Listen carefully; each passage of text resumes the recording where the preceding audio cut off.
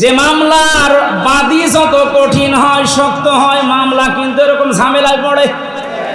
আমি তো বলেছিলাম আমার মামলা যদি রবিউল জাহাঙ্গীর স্যারের মতো এইরকম মানুষ কেউ মামলা দিত, টাকা পয়সা দিয়ে কবে আমি বের হয়ে চলে আসতাম। কিন্তু এমন মানুষ মামলা দিয়েছে, টাকা তো খাবে না, কারণ টাকা খেতে খেতে আর জায়গা নেই। তার পিয়নের 400 কোটি টাকা, কথা বলছে, আমার কাছে কয় টাকা খাবে? এই জন্য সিএমএম কোর্ট, জজ কোর্ট, হাইকোর্ট মিলিয়ে আমার মামলাটা 30 থেকে 31 বার উঠেছে, এরপরও জামিন হবে না।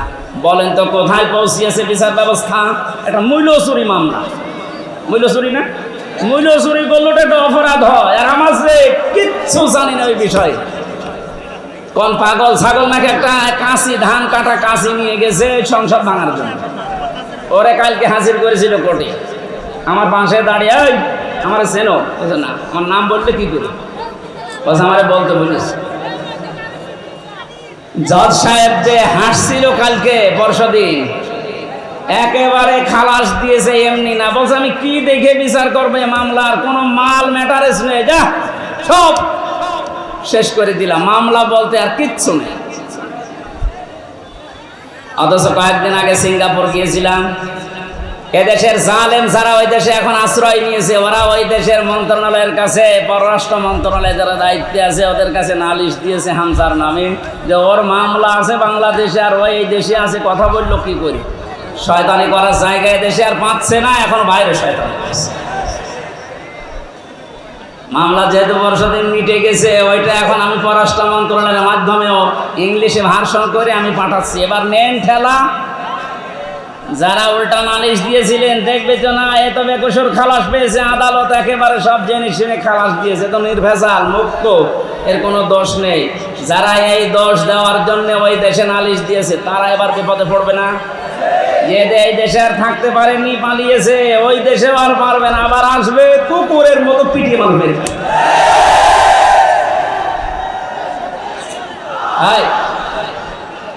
ঠিক আছে, সাতক্ষীরাবাসী এখানে মাসলুমের দোয়া, বরদোয়া থেকে আমাদের বেঁচে থাকা দরকার। জালেমদের পরিণতি এত কঠিন এবং ভয়ঙ্কর, আল্লাহ নিজে যেহেতু মামলা দিচ্ছেন, যারা জালিম, এই জালিমদের পক্ষে থাকলে, সাহায্য করলে, সহযোগিতা করলে যেহেতু ঈমান নষ্ট হয়ে যায়, নবীর উম্মত থেকে বের হয়ে যায়। এখনো পর্যন্ত যারা এই জালেমদের পক্ষে সমর্থন জানাচ্ছেন, স্ট্যাটাস দিচ্ছেন, ভিডিও কলে কথা বলছে আপা ভয় পাবেন না, আপনি ভয় পেলে আমরা ঘাবড়িয়ে যাই।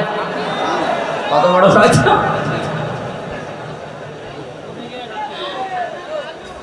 আমার তো মনে হয় ওর ভিডিওটা আমি দেখলাম, শয়তান তো আমি দেখিনি, যদি দেখতাম মনে হয় শয়তান ওরকমই হইতো। এখনো পর্যন্ত যদি জালেমের কেউ সাপোর্ট করেন, এখানে কেউ থাকেন, আপনি তাওবা করেন না তো আপনিও বেঈমান হয়ে মরবেন।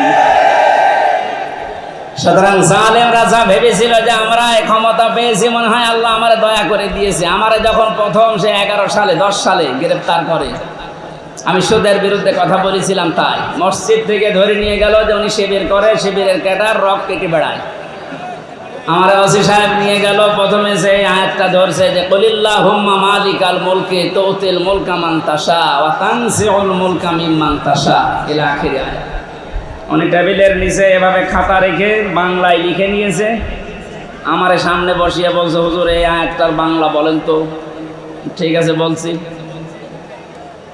আল্লাহ পাক বলেন যাকে ইচ্ছা আমি ক্ষমতা দেই, যাকে ইচ্ছা ক্ষমতা থেকে নামিয়ে দেই। এতটুকু বলার পরে বলছো হুজুর দাঁড়ান, যা বললেন এটা ঠিক আছে, হ্যাঁ এটাই তো কোরআনের অর্থ। হাসিনাকে আল্লাহ ক্ষমতায় বসিয়ে রেখেছে, এটা আল্লাহ রেখেছে, আপনারা ঝামেলা করেন কেন? কোথায় টান দিয়েছে দেখেছে, কত বড় মুফাসসির। অথচ সূরা আলে ইমরানের 178 নম্বর আয়াতটা গত কয়েকদিন আগে আমি তাফসীর সব পড়তে গিয়ে দেখি ওই ওসির কথার পুরা উল্টা। আল্লাহ বলেন কাফের জালেম এদেরকে আমি ক্ষমতার চেয়ারে বসিয়ে রাখি যেন ওদের পাপের মারটা পরিপূর্ণ হয়ে যায়। পাপ যখন একেবারে পরিপূর্ণ হয়ে যায় তখন আর ভালো হওয়ার নিয়ত থাকলে ওরে আমি আর সুযোগ দেই না, যেমন ফেরাউনকে দেইনি। তখন আমি কি করি? ওদের জন্য যন্ত্রণাদায়ক এবং অপমানজনক একটা শাস্তির ব্যবস্থা করি। আমার মনে হচ্ছে পৃথিবীতে আল্লাহ যদি কিছু নাও দেখায়, ইনুর সাথে যা দেখালো আমার জীবন ধন্য হয়ে গেছে। এই শয়তান আমার এমপি থাকাকালীন কুষ্টিয়ায় ঢুকতে দিত না, তো শিবির করে ও ঢুকতে পারবে না।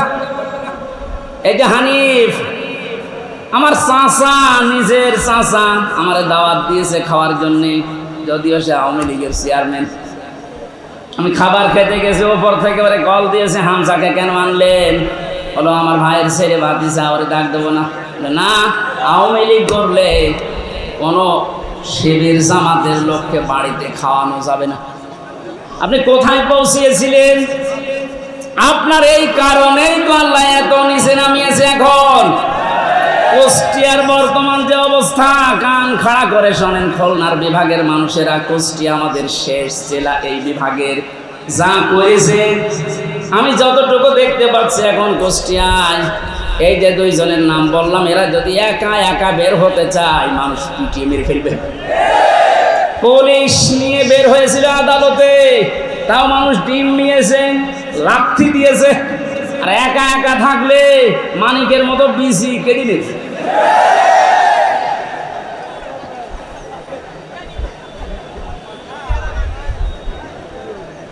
এই জন্য জালেমদের কিন্তু পরিণতি খুব খারাপ। তারা আল্লাহর মামলার আসামি, তাদের দুনিয়াও শেষ, আখিরাতও শেষ। এক কথা বলেন না কেন? দুনিয়া শেষ কেন? আল্লাহু লা ইয়াহদিল কওমাজ জালিমিন, জালেমদেরকে আল্লাহ পথ দেখাচ্ছে না, দেখাবেও না। ইয়াহদি এটা মজারে, বর্তমান, ভবিষ্যৎ, প্রেজেন্ট, ফিউচার। কোন জালেমকে আল্লাহ হেদায়েত দিচ্ছে না, দেবে না। এজন্য আমরা যেন জালেম না হয়, নারী হোক আর পুরুষ হোক, কোনো বিষয়ে যেন জুলুম করবেন না। অনেক মহিলা আছে তার স্বামীর উপরে জুলুম করছেন। হ্যাঁ আছে।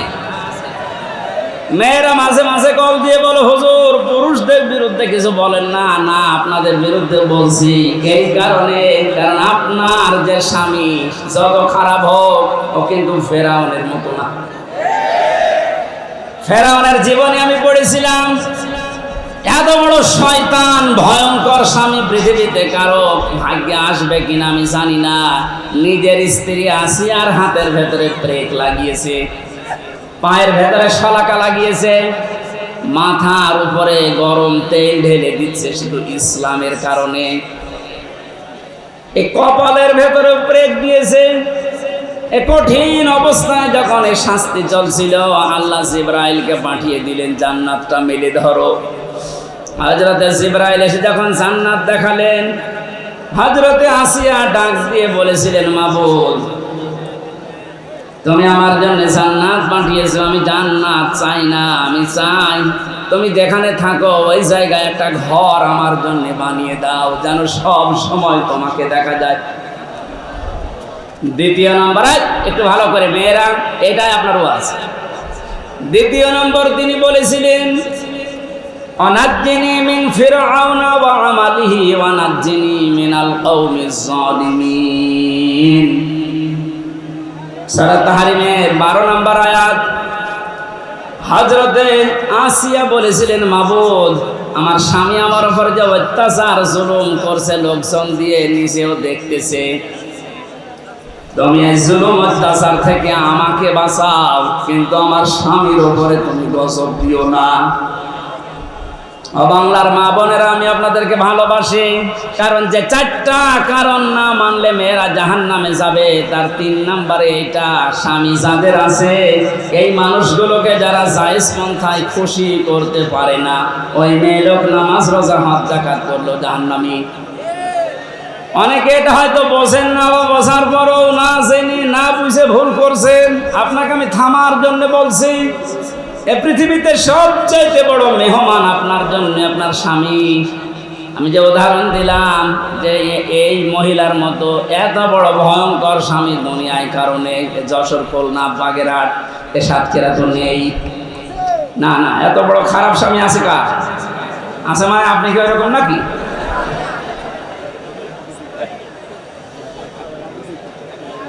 এত বড় শাস্তি দেওয়ার পরেও তিনি যদি বরদোয়া না দেন স্বামীর জন্য, আর আপনার একটা সাবান কম হয়ে গেলে, শাড়ি কম হলে আপনি বরদোয়া দেন।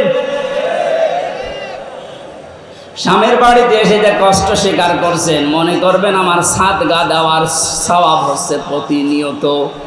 এখানে যে সমস্ত মা বোনেরা স্বামীর বাড়িতে অত্যাচার, জুলুম, নির্যাতনের শিকার হয়ে আছেন, আপনার কিন্তু প্লাস পয়েন্ট। আপনি জান্নাতের দিকে এগিয়ে যাচ্ছেন। মাঝখান থেকে ফেরাউন মার্কা যদি আপনার ওই স্বামীটা হয়, ও জাহান্নামের দিকে এগিয়ে যাচ্ছে। বলেন নাউজুবিল্লাহ। এই জন্য আমার স্ত্রীর দ্বারা যেন স্বামী জুলুমের শিকার না হয়, স্বামীর দ্বারা কোনো স্ত্রী যেন জুলুমের শিকার না হয়। জুলুম এত বড় মারাত্মক একটা অপরাধ। আর জুলুমু যুলুমাতুন ইয়াউমাল কিয়ামাহ। নবীজি বলেন জুলুম কিয়ামতের দিন ঘোর অন্ধকার হয়ে মানুষের সামনে দেখা দেবে। কেন আমরা যা করি না কেন, অন্তত জুলুম থেকে যেন আমরা বেঁচে থাকি। বলেন আমিন।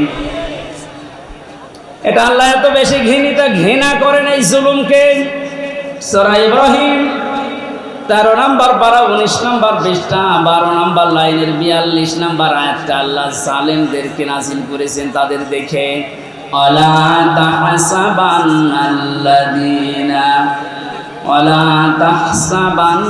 তাহসাবান্নাল্লাহা গাফিলান আম্মা ইয়ামালুজ যালিমুন। রব্বুল আলামিন বলেন, নবী আপনি কি মনে করেন যে জালেমদের সম্পর্কে আমি কোনো খোঁজ খবর রাখি না? আমি সব চাইতে বেশি খোঁজ রাখি জালেমদের কাজের উপরে। এখানে জালেম বিদায় নিয়েছেন, কিয়ামত পর্যন্ত এই দেশের এই চেয়ারে যেন কোনো জালেম বসতে না পারে, সে ব্যবস্থা আমাদের এখনই করা লাগবে। আমার কথার অর্থ যদি না বুঝে থাকেন, ঝড়ে কোদাল নিয়ে আসেন। কথা বুঝতেছেন? পৃথিবীতে কোন জালেম জানোয়ার চেয়ারে আসতে না পারে, সে ব্যবস্থা আমাদের এখনই ওই পথগুলো বন্ধ করা লাগবে। কারণ জালেম যদি আবার আসেও কিন্তু আরো ভয়ঙ্কর হবে। দরুদ আর সালাম পাঠ করে আমার আজকের আলোচনার বিষয় হচ্ছে হাসরের ময়দানে 5 ধরনের মানুষ শুধু কাঁদবে। আমি কোরআনে কারীম থেকে সূরা শুআরার 102 নম্বর একটা মাত্র আয়াত পড়ছি। আল্লাহ রাব্বুল আলামিন এই আয়াতে আমাদেরকে আফসোসের কথা জানিয়েছেন। রব্বুল আলামিন বলেন, ফালাউ আন্না লানা কাররাতান ফানাকুনা মিনাল মুমিনিন। কিয়ামতের ওই কঠিন ময়দানে যখন বিচার আচার শুরু হবে, মানুষ বলবে, আল্লাহ একটু সময় যদি আমাকে দিতে, যদি কিছু সময়ের জন্যও দুনিয়ায় যেতে পারতাম। এই কাররাতান মানে মাররাতান ওয়াহিদা, মানে একটা বারের জন্য যদি একটু সুযোগ দিতেন, শুধু যেতাম আর ভালো হয়ে যেতাম। মিনাল মুমিনিন, আমি বিশ্বাসী মুমিন হয়ে তারপরে তোমার কাছে আসতাম। আল্লাহ পাক বলেন না, আজকের এই ময়দানে যত ধরনের, যত শ্রেণীর মানুষ এই ময়দানে বসে আছে, দাঁড়িয়ে আছে বিচারের জন্য, 5 প্রকার মানুষের ভেতরে শুধু কাঁদতেই থাকবে। এখন মিলিয়ে দেখেন তো এই 5 প্রকারের ভেতরে আপনি আছেন কিনা। 1 নম্বরে কোরআনে কারীম নাম দিয়েছে তাদের, যারা কাফের। কারা কাফের? তো দেশে নেই। কোন মানুষ যদি কাফেরকে কাফের না বলে, কাফের ধারণা না করে, সেও কাফের। এক কথা বুঝতেছেন? আপনি কাফেরকে কাফের মনে করেন না, ধারণাও করেন না, মনে করেন না আমার মতোই মুমিন, আপনিও কাফের হয়ে যাবেন। কোরআনে কারীম কাফের কাদেরকে জানিয়েছেন, ইন্নাল্লাযীনা কাফারু বিআয়াতিনা। কাফেরের যতগুলো সংজ্ঞা আছে, এক নম্বরে আল্লাহর কোরআনের আয়াতকে যারা মিথ্যা মনে করে এরা হচ্ছে কাফের। এদেশে এরকম মানুষ নেই? আরো চলে বলেন। আজকে 4 তারিখ, 1 মাস আগে মাত্র এতগুলো মানুষ এক জায়গায় কোরআনের কথা শুনবে। 96% মুসলমানের দেশে 14 জায়গায় পারমিশন নেওয়ার পরেও অনুমতি মিলত না। কথা বলে না কেন? আমির হামজা কুষ্টিয়া থেকে আসবে ওর বাবার কথা বলার জন্যে, ওর দাদার কথা বলার জন্যে। আপনিও জানতেন যে ও কোরআনের তাফসীর করে, ও তাফসীর করার জন্য আসবে। এই যে জানা শোনার পরে শুধু আন্দাজে একটা এক লাগিয়ে যে জামাত ইসলাম করে, ও শিবির করে, এই ধোয়া তুলে আপনি বন্ধ করে দিতেন, আপনি কাফের। কারণ এই কাজটা করে দুনিয়ায় কাফেরেরা। এই কাজটা যে কাফেররা করে আমি বানালাম। বলেন বলেন। সূরা হামিম সেজদা 26 নম্বর আয়াত। وقال الذين كفروا لا تسمعوا لهذا القرآن والغوا فيه لعلكم تغلبون। রব্বুল আলামিন বলেন, কাফেররা সিদ্ধান্ত নিয়েছিল 1500 বছর আগে, সব চলতে দাও দুনিয়াতে, কোরআন যেন না চলে। 15 বছর এইটাই সিদ্ধান্ত চলছিল যে সব চলতে দাও, 12 মাসে 13 পূজা না 14 পূজা হোক, অসুবিধা নেই। কোন অনুষ্ঠানে বাধা দিয়েছেন আপনি বলেন? না, শুধু একটা অনুষ্ঠানে বাধা ছিল, কোরআনে। বলেন বলেন। এ কাজ কাদের? কাফেরদের। কাদের? সুতরাং 15 বছরে যারা আলেমদের কাছ থেকে মাইক কেড়ে নিয়েছেন, আপনি কাফের। আপনার জন্য জানাজার দরকার নেই, কবরে যাওয়ার দরকার নেই। আপনি এমনিতেও জাহান্নামে যাবেন, অমনিতেও জাহান্নামে যাবেন, আপনাকে পুড়িয়ে ফেলা হবে। কথাটা একটু কড়া হয়ে গেল নাকি? কিচ্ছু কড়া হয়নি। 15 বছর বহু জ্বালাতন করেছেন। বাংলাদেশের 64 জেলার প্রায় 36টার উপরে জেলায় আমাকে কোরআনের কথা বলতে দেয়, তার ভেতরে সাতক্ষীরা একটা। কথা বলেন না কেন? বহুবার এসে এসে এসে কুষ্টিয়া থেকে এখান থেকে আবার ফেরত দিয়েছে রাত 10টায়, 9টায়, 11টায়। যান, হবে না। কেন? কোনো দোষ নেই। কোরআনের কথা বলতে যারা বাধা দেয়, আল্লাহ বললেন এরা কাফের, আর আপনি কাফের মনে করেন না, আপনিও কাফের। কিয়ামতে সবচেয়ে বেশি কাঁদবে কারা? এরকম কাফের যদি সাতক্ষীরায় থাকেন, মুসলমান হন। আমি বর্ষদিন একটা মুসলমান বানিয়েছি, গাইবান্ধা। না, ও আসলে হিন্দু। যারা বাধা দেয় কোরআন, এরা হিন্দুর চাইতেও খারাপ। ডক্টর মোহাম্মদ ইউনূস লোকটাকে চাই মনে করেন। অনেকে লাফাচ্ছে যে ওর কি, আপনি কি বোঝেন? ওর খুঁটি কোন জায়গায় বাধা, ওর পেছনে কোন দেওয়াল আছে আপনি টের পাচ্ছেন? বিভিন্ন ইস্যু তৈরি করে মাঠে ময়দানে নামেন, আর বাড়ি ঘেরাও করবো, বাড়ি ঘেরাও করবো। আরে ভাই, ইউনূস কি আপনি এখনো টের পাননি?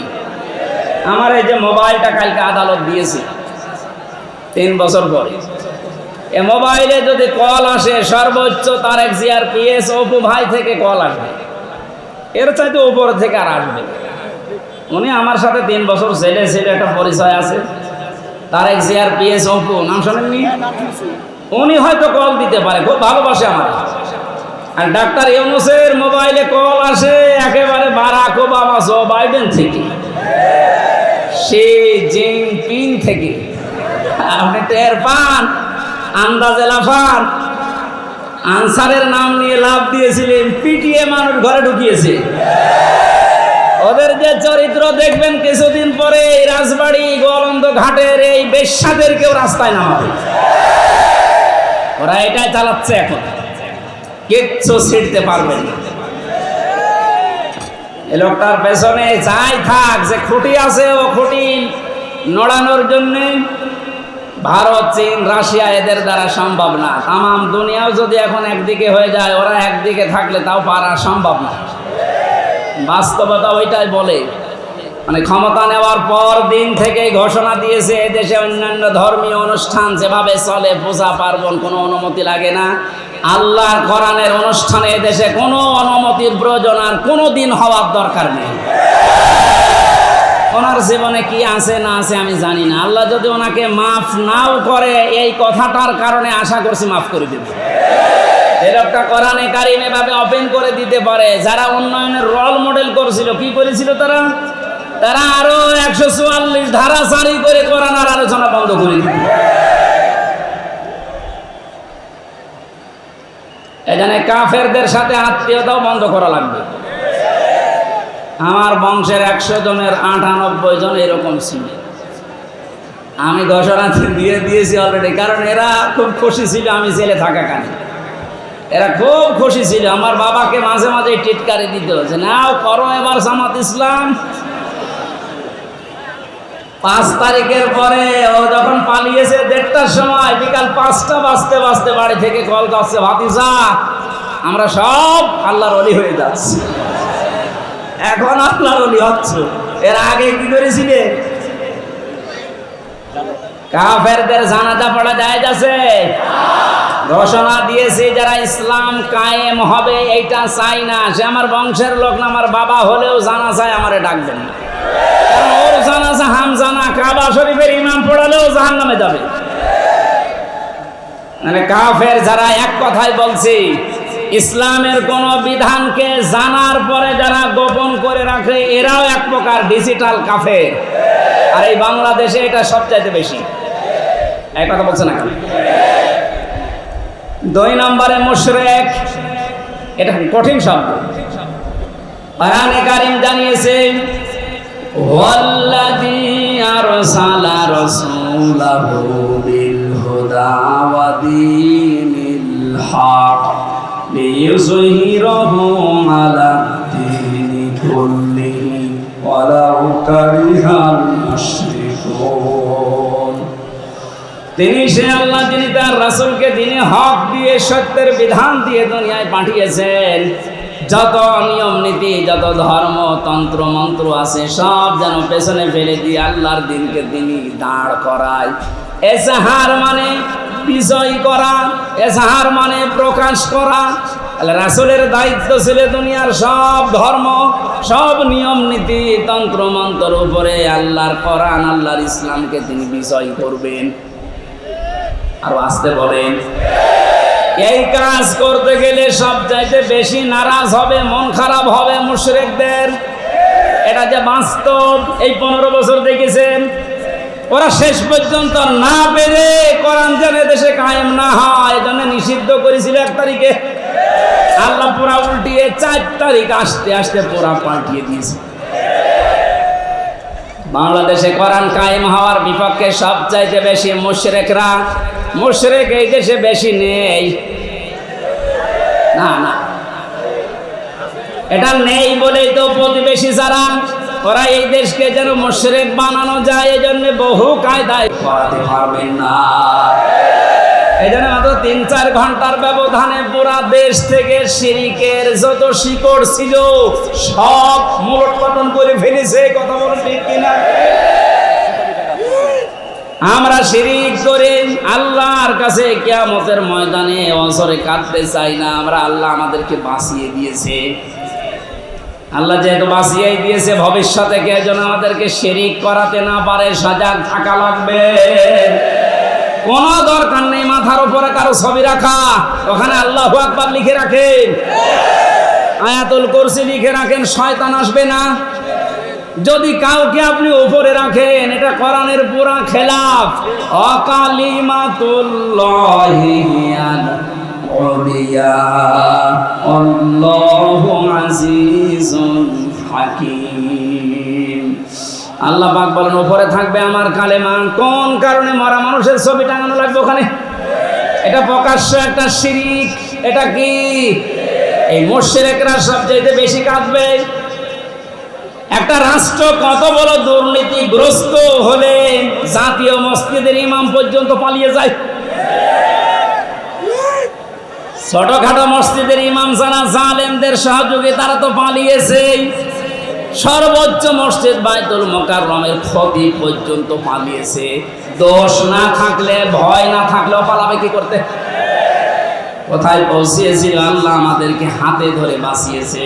3 নম্বরে আল্লাহর দরবারে কাঁদবে সবচেয়ে বেশি মুশরিক, মুনাফিক। 4 নম্বরে বেদাতি। ইসলামের নাম বলে ইসলামের ভেতরে প্রবেশ করিয়ে ইসলাম বলে চালিয়ে দেয়। এটা বাংলাদেশে খুব বেশি ছিল, এই ব্রাহ্মণবাড়িয়া কুমিল্লা এলাকায়। এখন সবগুলো মাথা নিচু হয়ে গেছে। বিশেষ করে চট্টগ্রাম এলাকায় যে নূরে বাংলা, ইংলিশ বাংলা, জাঙ্গি হুজুর, নাম শোনেননি? প্রকাশ্য বেদাত চালু করেছিল। কবরের পাশে যে বলতো, হে খাজা, ও আল্লাহর ওলি, আপনার কাছে পরীক্ষার্থীরা এসেছে, একটু দোয়া করে দিন। আরে কবরে যারা থাকে ওরা সবচাইতে বড় অসহায়, সে কি করে দোয়া করবে? সুতরাং এই বেদাত যারা চালু করেছিলেন, এই শিরক, তাদেরকে এখন জাতির শিক্ষা দেওয়া দরকার। নয়তো সময় যদি একটু নরম হয়ে যায়, ওই বেদাতিগুলো কিন্তু আবার মাথা ছাড়া দিয়ে উঠবে। 5 নম্বরের সবচেয়ে বেশি কান্নাকাটি করবে হারামখোর, যেটা এখন কাঁদতেছে। আমি কয়েকদিন আগে বাইরের কয়েকটা রাষ্ট্র ঘুরে আসলাম, মালয়েশিয়া, সিঙ্গাপুর দিয়ে, দেখেছি যে হারামখোর যারা, তাদের সম্পদ কি পরিমাণ। বেগম পাড়া বানিয়েছে। ভ্যান চালিয়ে যদি উপায় করা লাগতো, কিয়ামতের আগে বেগম পাড়া বানাতে পারতো না। সবগুলো টাকায় জনগণের।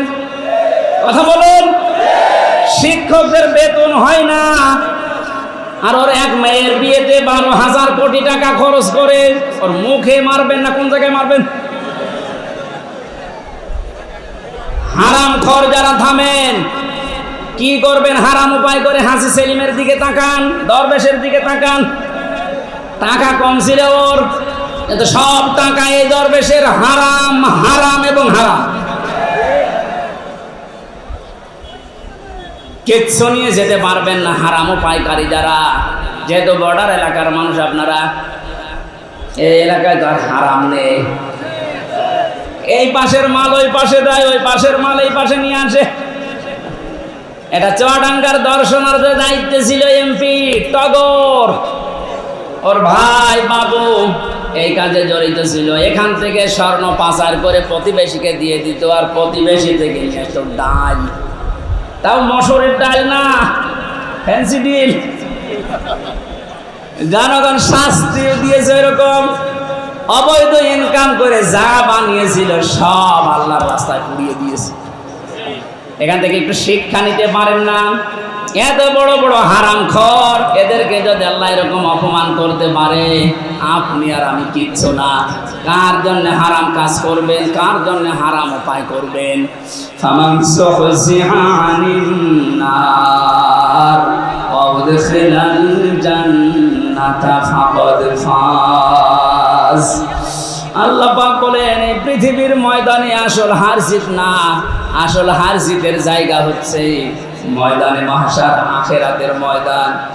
এখানে আমি আল্লাহ যাকে জাহান্নাম থেকে মুক্ত করে জান্নাত বলে ঘোষণা দেব, এই লোকটার জীবন সফল। এই চিন্তাধারা যাদের ছিল, তাদের সাথে কয়েকজনকে পেয়েছিলাম জেলখানায়। তার 1 নম্বরে আমার দৃষ্টিতে ভালো মনে হয়েছে ডাক্তার শফিকুর রহমান, জামাত ইসলামের শ্রদ্ধাভাজন আমিরকে। মুরব্বী মানুষ, এর যে ইবাদত, এর যে ঈমান, এর যে তাওয়াক্কুল, আল্লাহর প্রতি ভরসা কোন পর্যায়ে এ মাথায় ধরবে না।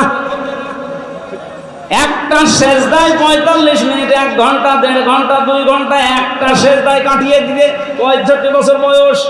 অথচ আমার মতো 32 বছর যুবক মানুষ 12 রাকাত নামাজ পড়তে মাত্র 1 ঘন্টা লাগে। তাও তো হাফেজ। উনি হাফেজ না, শুধু কয়েকটা সূরা তেলাওয়াত করে সেজদা দিত। এক সেজদায় 1-1.5 ঘন্টা, 2 ঘন্টায় পড়ে অজরে কাটতো। মাঝে মাঝে বলতো, হামজা, আল্লাহ আমাকে যদি মাফ করে দেয়, এইটাই আমার জীবনের আসল সফলতা।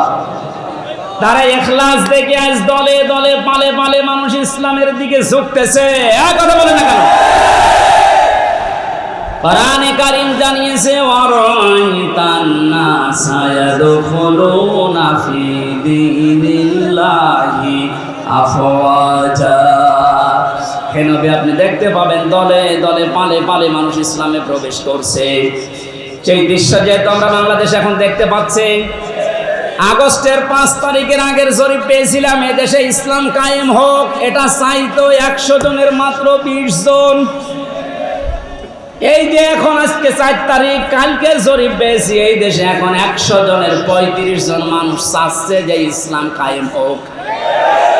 আর কিছুদিন যেতে দেন এভাবে, যদি 51% মানুষ চায় যে দেশে ইসলাম কায়েম হোক, তখন আর কেউ বাধা দিয়ে আটকাতে পারবে না। এটা আমরা দেখতে চাই কিনা? এই চুপ কর।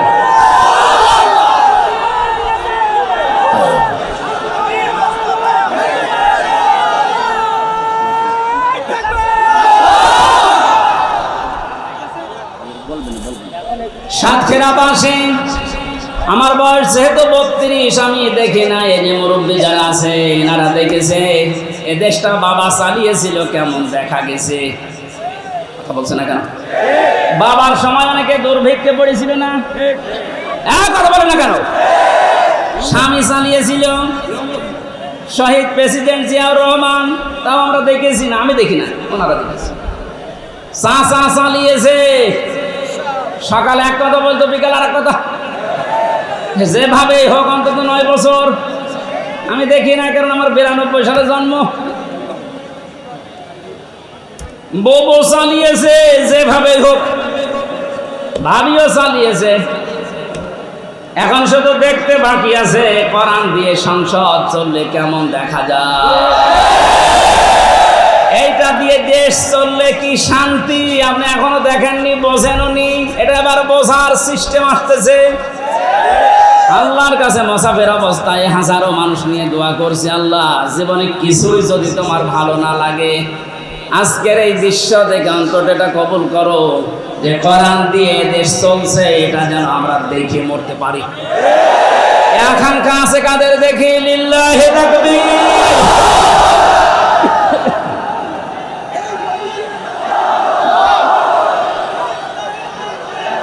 আলহামদুলিল্লাহ ভাই।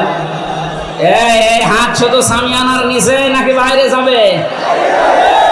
অনেক মুনাফিক আছে, আন্দাজে হাত তোলে, জায়গা মতো যে উঠিয়ে যায়। আমরা চাই যে আসুক যেন এইটা দিয়ে সংসদ চালায়।